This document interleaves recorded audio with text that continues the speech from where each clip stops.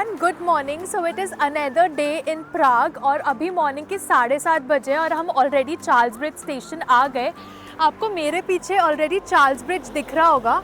ये प्राग का सबसे ज़्यादा आइकॉनिक ब्रिज है और इस पे आप जितना मॉर्निंग में जल्दी आ जाओ द बेटर, क्योंकि जैसे जैसे दिन आगे बढ़ता है ना, इस ब्रिज पे पैर रखने की भी जगह नहीं होती है। और बिल्कुल इस चार्ल्स ब्रिज के नीचे बह रही है वाल्टाबे रिवर। एंड ये जो ब्रिज है ये ओल्ड टाउन में या फिर ओल्ड स्क्वायर में है, तो आज हम प्राग को लोकली एक्सप्लोर करेंगे। एंड कल ना हमने रात को एक नाइट टूर किया था घोस्ट स्टोरीज एंड लेजेंड्स का, जिसमें we got to hear amazing ghost stories and about the legends of the city of Prague. बहुत ही अमेजिंग टूर था, one of its own kind. बस एक ड्रॉबैक था कि थोड़ा व्लॉगिंग करने में दिक्कत हो रही थी, बिकॉज हमें ज़्यादा टाइम मिल नहीं रहा था उस जगह पे स्पेंड करने के लिए, तो we were more into listening all दो स्टोरीज। तो this is the tower gate और बिल्कुल इसके सामने चार्ल्स ब्रिज शुरू हो जाता है।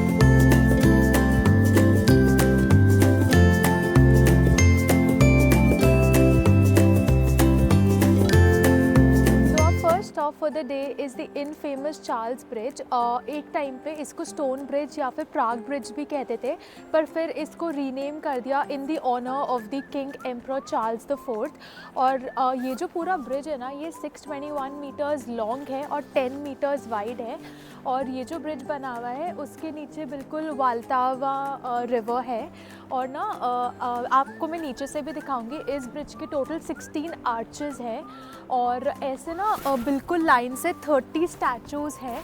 हर स्टैचू की एक अलग स्टोरी है, पर जो सबसे ज़्यादा फेमस है ना वो एकदम आगे है, तो वहाँ भी चलते हैं। और ये जगह से प्राग कासल का भी बहुत अमेजिंग सा व्यू आता है।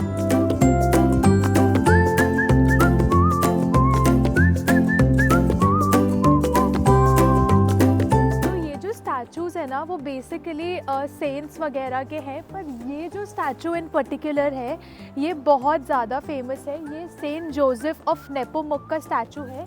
और अगर आप देखोगे तो यहाँ पे ऐसे ये चीज़ गोल्डन कलर की पेंटेड है, डॉग है। और ऐसा बोला जाता है कि अगर आप इसको टच करते हो तो it will bring good luck to you.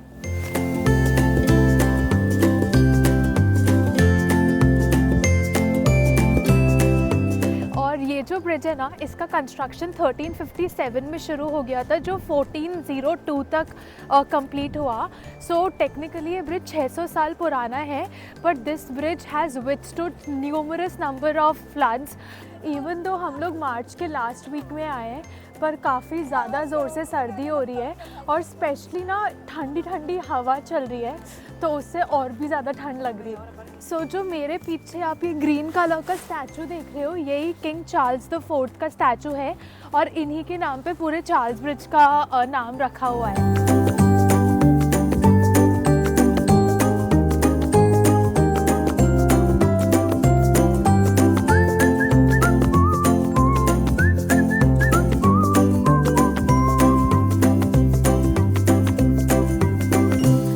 अभी हम लोग आ चुके हैं प्राग के ओल्ड टाउन में। This is the heart of Prague. और ना यहाँ पे एक बहुत ही पॉपुलर एस्ट्रोनॉमिकल क्लॉक है। और आपको पता है, ऐसा कहते हैं अकॉर्डिंग टू द लेजेंड्स कि प्राग की ये एस्ट्रोनॉमिकल क्लॉक इज़ कर्स्ड। ये जिस क्लॉक मेकर ने बनाई थी उनका नाम था मास्टर हानस। और उनको ये क्लॉक बनाने के बाद जितने भी सिटी के लीडर्स थे उन्होंने ब्लाइंड कर दिया था, सो दैट ऐसा मास्टरपीस दोबारा से नहीं बन पाए। और उन्होंने अपने रिवेंज में इस क्लॉक को सपोजिटली कर्स कर दिया था कि जिस दिन ये क्लॉक चलना बंद हो गई उस दिन the Prague city would suffer a lot. और ये जो एस्ट्रोनॉमिकल क्लॉक है इसमें आवरली बेसिस शो होता है, और जो पहला शो होता है वो मॉर्निंग में 9 AM से होता है। एंड आप टिकट लेके ना इस क्लॉक के टॉप पे भी जा सकते हो ये समझने की क्लॉक के मैकेनिक्स क्या है। तो देखते हैं कि वो टिकट कहाँ से मिलती है, और अगर हो पाया तो ऊपर भी चलते हैं।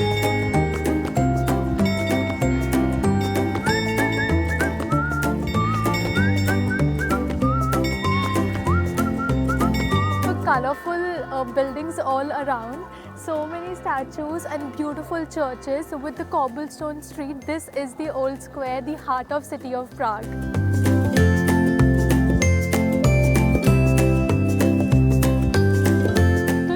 पीछे आप मेरे चर्च देख रहे हो ना, इसका नाम बहुत यूनिक है। इसका नाम है the church of a lady before tin, और ये बिल्कुल एस्ट्रोनॉमिकल क्लॉक के सामने ओल्ड टाउन में सिचुएटेड है। And it's a classic example of Gothic architecture. और अगर आप ध्यान से देखो ना, तो इसके 2 टावरिंग स्पायर्स हैं जिनको ना रेफर करने के लिए विचेस हैट्स भी बोलते हैं। And it is one of the oldest church in the city of Prague.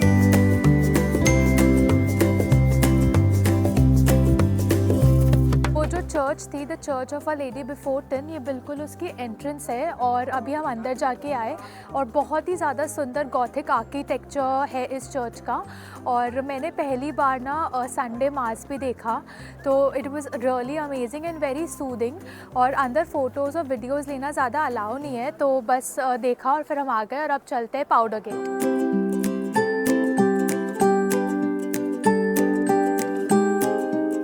Next attraction for the day is the powder gate, जो बिल्कुल आप मेरे पीछे देख रहे हो।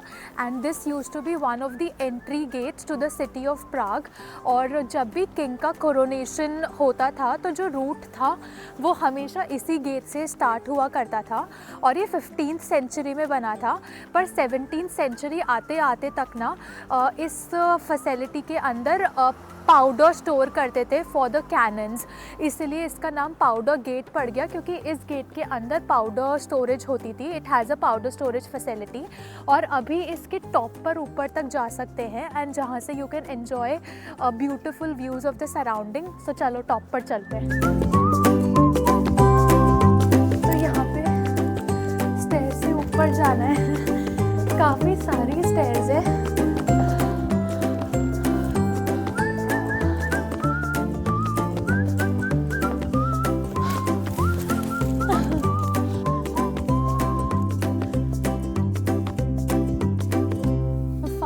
इतनी सारी स्पाइरल स्टेयर्स चढ़ने के बाद हम लोग टॉप पर आ गए। और ये जो टावर है, ये 65 मीटर टॉल है।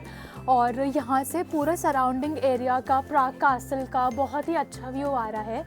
एंड वैसे तो इस टावर पे आने की टिकट है 190 चेक क्रोना पर पर्सन, पर अगर आपके पास 1 मंथ का पास है, जो हमने कल लिया था, अगर आपके पास वो है तो इसकी प्राइस की टिकट 55 चेक क्रोना पर पर्सन है।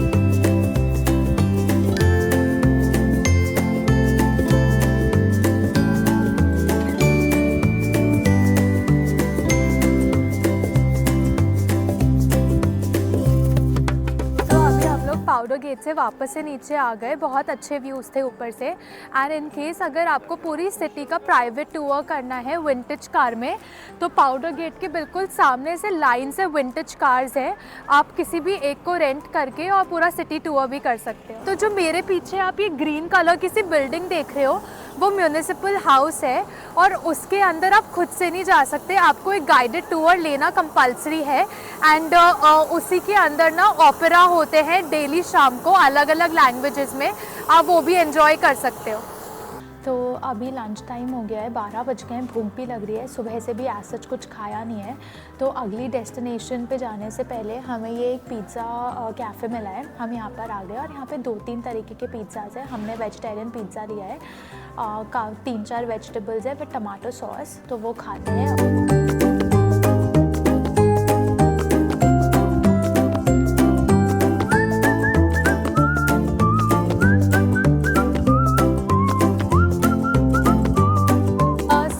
Stop for the day is Prague castle. और जिस रोड पे हम अभी खड़े हैं, वहाँ से एक सीधी वॉक है which will ultimately lead to the castle. और बिल्कुल मेरे पीछे आपको चार्ल्स ब्रिज दिख रहा होगा।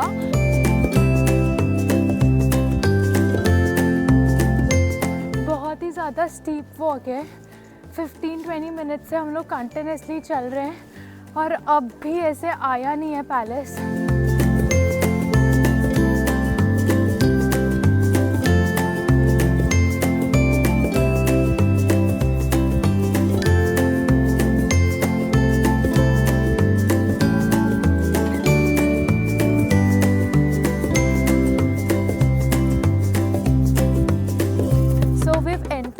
प्राग कासल्स प्रेमाइसेस, और अंदर आते ही जो पहली अट्रैक्शन है वो है सेंट वाइटस कैथीड्रल, जो आप मेरे पीछे देख सकते हो।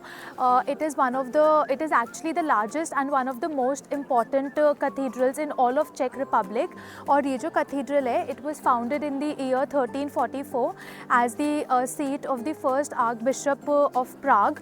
और इसमें अगर आप देखोगे, जो ये सेंटर में टावर है, इसको सादर्न टावर कहते हैं। और ये टावर पूरा 96 मीटर टॉल है। और इस पे ना 2 क्लॉक्स भी लगी हुई है, एक पे आवर्स है और एक पे मिनट रिफ्लेक्ट होता है। और इस कैथीड्रल को अंदर से देखने की फ़ीस है विच इज़ 200 चेक क्रोनास। और इसमें एक ऑब्जर्वेशन डेक भी है जहाँ से प्राग कासल का एक बर्ड्स आई व्यू दिखता है। तो let's go inside, let's purchase the tickets and देखते हैं फिर अंदर क्या है। तो इस टावर पे ऊपर टॉप में आने के लिए टोटल 267 स्टेयर्स है जो आपको क्लाइंब करनी पड़ेगी। पर अगर आप आ सकते हो तो आई वुड रेकमेंड कि आप इस जगह को 100% चेकआउट करो। जो यहाँ के टॉप से पूरा बर्ड्स आई व्यू है, it is amazing.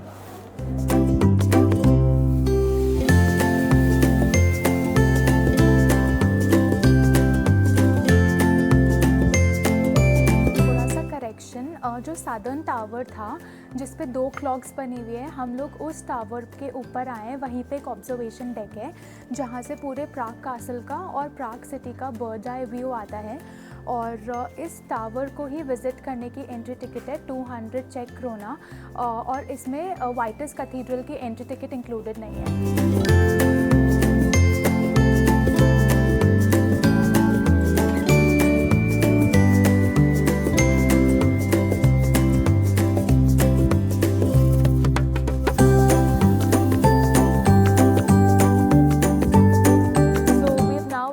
Saint Vitus cathedral.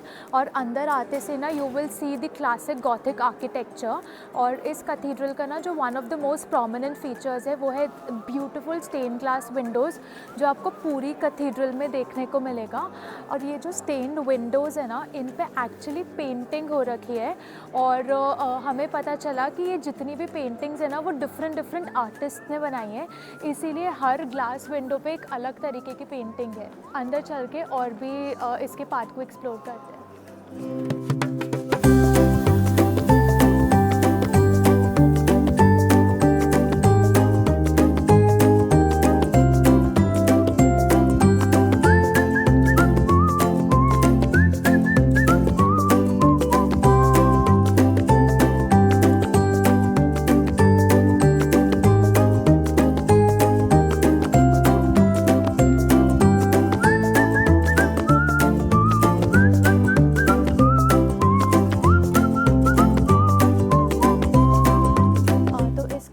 में एक चैपल है जो बिल्कुल आप मेरे पीछे देख सकते हो, जिसको सेंट वेसिलस चैपल कहते हैं। और it is known to have the crown jewels of the house of Bohemia, specially उनका क्राउन और सेप्टर।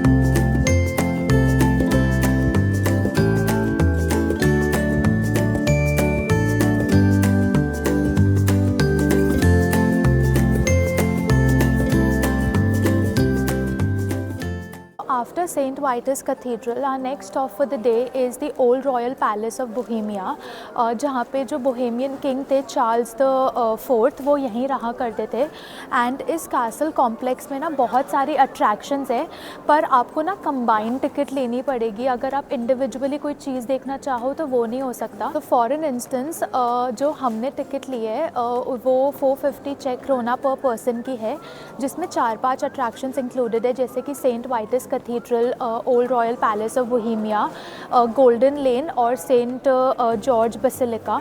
पर इसमें से अगर मैं कुछ इंडिविजुअली देखना चाहती हूँ तो वो नहीं हो सकता, मुझे कंबाइंड टिकट लेनी पड़ेगी और ये सारे अट्रैक्शंस उसमें इंक्लूडेड हैं।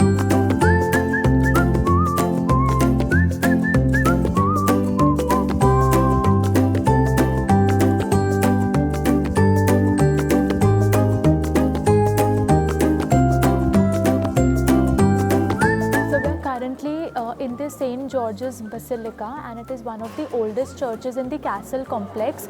और ये जो बसिलिका है it dates back to the 10th century. और जो इसका इंटीरियर है ना ये पूरा बरूक स्टाइल में है।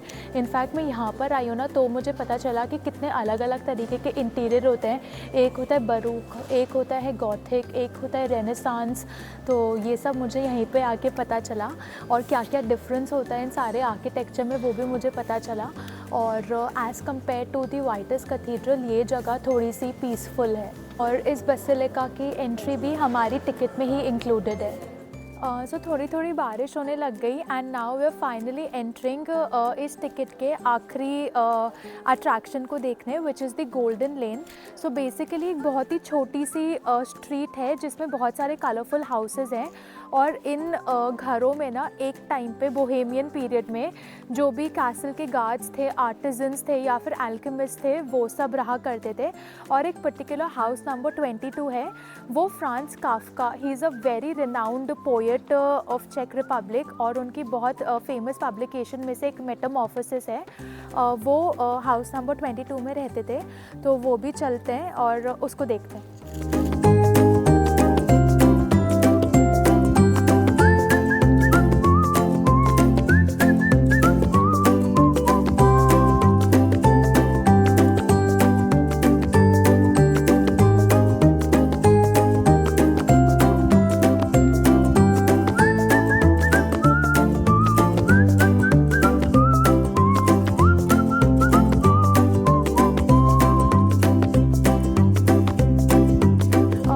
Castle is a free to enter area पर इसके कॉम्प्लेक्स के अंदर बहुत सारी अट्रैक्शंस हैं जिनको देखने के लिए आपको टिकट लेनी पड़ेगी। और ये जो कॉम्प्लेक्स है it opens every day from 6 AM till 10 PM। This castle is 7 hectares long and it was founded in the end of the 9th century। और this Prague castle also functions as the residence of the current Czech president। और the Prague castle also holds the Guinness World Record of being the largest ancient castle in the world।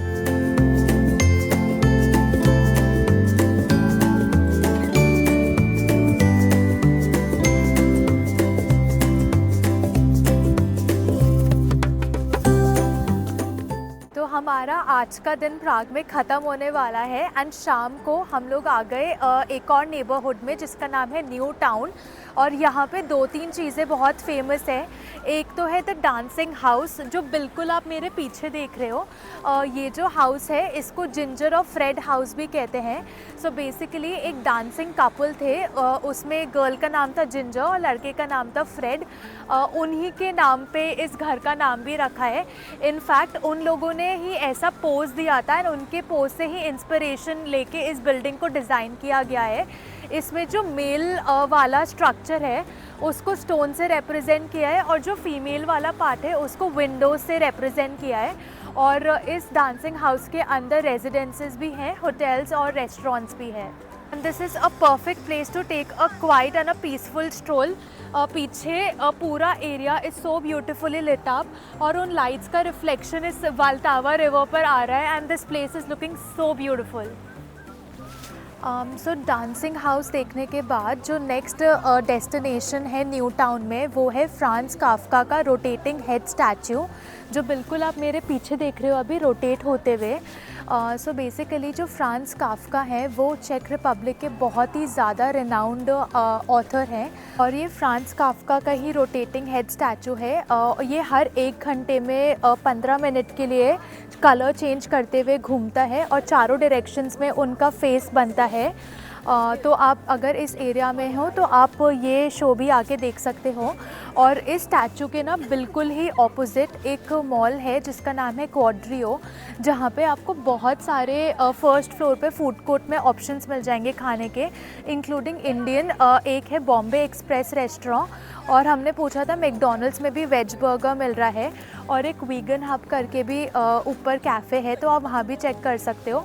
और इस statue के बिल्कुल दूसरी तरफ यहाँ पे तो क्लियरली ऐसे वेजिटेरियन ढाबा और ढाबा बीस्ट करके 2 इंडियन रेस्टोरेंट्स हैं, तो न्यू टाउन में आके खाने की तो कोई प्रॉब्लम नहीं होने वाली। Finally day 2 in Prague has come to an end. आज बहुत ही लंबा दिन था बट काफ़ी इवेंटफुल डे था। हमने ऑलमोस्ट 25,000 स्टेप्स आज चल लिए। ओल्ड स्क्वायर के साथ साथ आज हमने न्यू टाउन भी थोड़ा सा एक्सप्लोर किया। और वेदर भी आज काफ़ी ग्लूमी था, ऐसे 2-3 बार तो बारिश भी आई। बट एनी विच वेज़ हम लोग कल ना एक और चेक रिपब्लिक की सिटी का डे ट्रिप करेंगे जिसका नाम है Karlovy Vary. So stay tuned for that vlog and I shall see you soon in the next one.